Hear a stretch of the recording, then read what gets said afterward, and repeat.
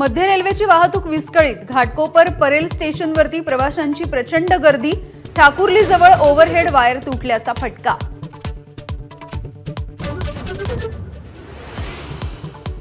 चांदीवाल समिती समोर जबाब देताना देशमुखांकडून दबाव। फडणवीसांना लिहिलेल्या पत्रामध्ये वाझेंचा आरोप। पत्राची कॉपी माझ्याच्या हाती।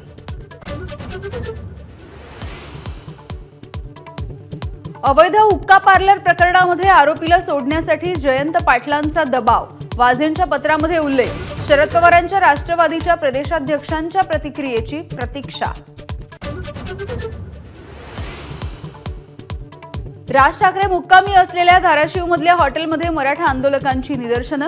खोलीमध्ये येऊन चर्चा करण्याची सूचना आंदोलकांना अमान्य। राज ठाकरे उद्धटपणे बोलल्याचा आंदोलकांचा आरोप। मुस्लिम मतांमुळे उद्धव ठाकरेंचा लोकसभेमध्ये स्ट्राईक रेट। शिंदेंच्या सेनेवर शिक्कामोर्तब करताना आंबेडकरांचं वक्तव्य। तर परप्रांतीयांबाबतच्या वक्तव्याप्रकरणी राज ठाकरेंना अटक करण्याची मागणी। बांगलादेशमध्ये स्वातंत्र्य सैनिकांच्या मुलांसाठीच्या आरक्षणाचा मुद्दा पेटला। राजीनामा दिल्यानंतर पंतप्रधान शेख हसीना भारतात। नोबेल पुरस्कार विजेते मोहम्मद युनूस यांची अंतरिम पंतप्रधानपदी नियुक्ती।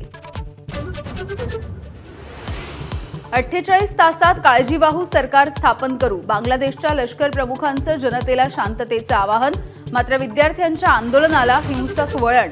मोहम्मद युनूस अंतरिम पंतप्रधान झाले। भारत बांगलादेश ट्रेन सध्या रद्द। सीमेवरती गस्त वाढवण्याचा निर्णय। सुरक्षेच्या दृष्टीने सतर्क राहण्याचा आंतरराष्ट्रीय अभ्यासकांचा सल्ला।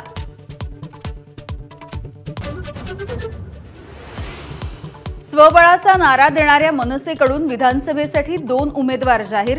शिवडीमधून नांदगावकर तर पंढरपूरमधून दिलीप धोत्रे यांना संधी।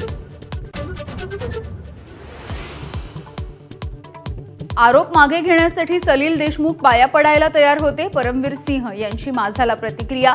तर आमच्याबरोबर फडणवीसांचीही नार्को टेस्ट करा। सलील देशमुख यांचा पलटवार।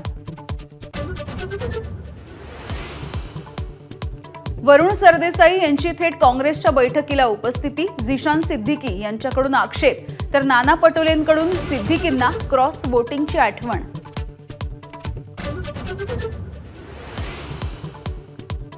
कागलमध्ये हसन मुश्रीफांच्या विरोधामध्ये शरद पवारांच्या राष्ट्रवादीनं समरजित घाटगेंना गळ घातल्याची चर्चा।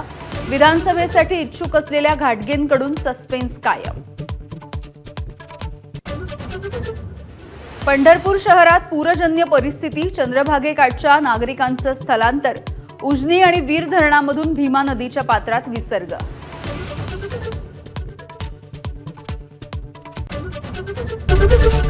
एबीपी माझा, उघडा डोळे बघा नीट।